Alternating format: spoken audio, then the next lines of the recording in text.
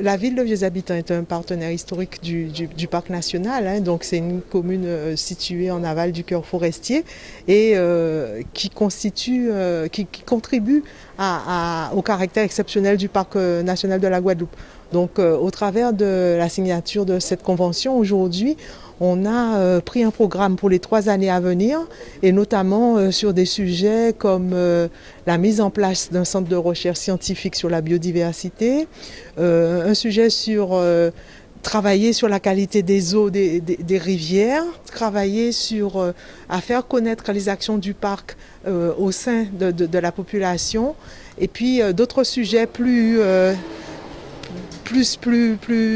qui sont propres à plusieurs communes, comme travailler sur les atlas de biodiversité communale et la ville de Vieux-Habitants a déjà délibéré pour qu'on travaille sur son atlas de biodiversité. Alors non seulement le parc national, mais on doit conduire des réunions de façon conjointe avec la commune, avec les différents acteurs, mais aussi, hein, le maire l'a souligné, il y a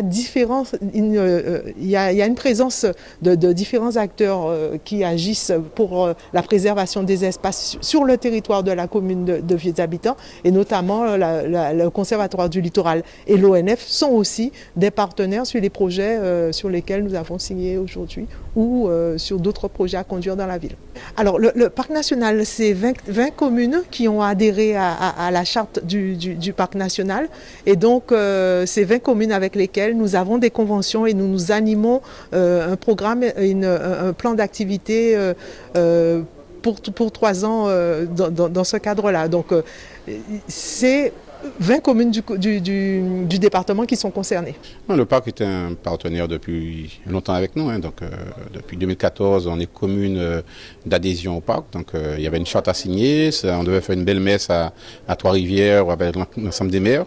Ça n'a pas pu se faire, donc on le fait là maintenant en bilatéral. Et c'est bien que la directrice puisse se déplacer, venir voir les habitants. On avait fait déjà une séance de travail avec elle dans la maison du parc qui est à l'entrée de Beaugendre.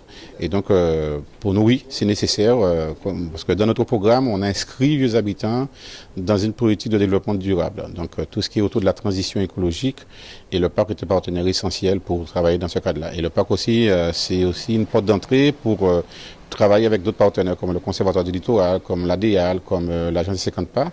Et donc, c'est dans ce cadre-là qu'on signe cette convention-là, et avec des fiches d'actions spécifiques au territoire, notamment là, c'est une bonne nouvelle de pouvoir d'ici 2022 mettre en œuvre l'atlas de biodiversité communale. C'est un outil qui va permettre de protéger nos espèces qui sont en situation en voie de disparition, qui sont vulnérables, qui sont fragiles, mais en même temps aussi ça va être un outil de promotion du territoire. Donc on va s'y mettre, et donc je suis content de cette bonne nouvelle. Et puis il y a aussi des actions, on va dire, génériques du parc, comme Rando, comme Esprit Parc, comme ces actions-là qui sont portées par le parc sur l'ensemble du territoire, mais qui peuvent se décliner sur le territoire de Vieux-Habitants. Et nous-mêmes, en amont, avec la commission environnement, avec l'élu, M. Albert Herrera, en charge de la transition écologique, à travailler avec les citoyens pour arrêter les actions. Il y avait une multitude d'actions, il y avait beaucoup d'actions. Donc, ce que j'ai fait moi avec la directrice et avec Albert Herrera lui-même, c'est d'arrêter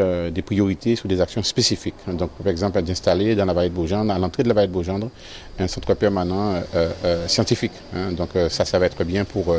et on a aussi discuté avec le président du parc que cette maison-là on puisse voir comment peut-être éventuellement on puisse l'acquérir, en attendant de faire de celui-là un lieu d'animation. Et puis toute la vallée, le lien entre la vallée, notre littoral, le lien entre la vallée de Beaugendre et la vallée de Grande-Rivière, avec la Rivelière, cette trace-là qui menait de Beaugendre à Grande-Rivière ou de Grande-Rivière à Beaugendre, est en train déjà d'être rénové. Donc vous voyez qu'on n'est pas simplement dans une signature de convention pour signer une convention, on est dans une signature de convention avec derrière des fiches d'actions opérationnelles, concrètes, et nous travaillons tranquillement, sereinement pour l'avancée de notre territoire. Et à l'ère de la Covid, on voit bien que cette dimension espace naturel, cette dimension environnementale, cette dimension où les gens puissent trouver des lieux pour des randonnées, pour trouver un milieu accueillant et paisible, on essaie de le faire à Vieux-Habitants.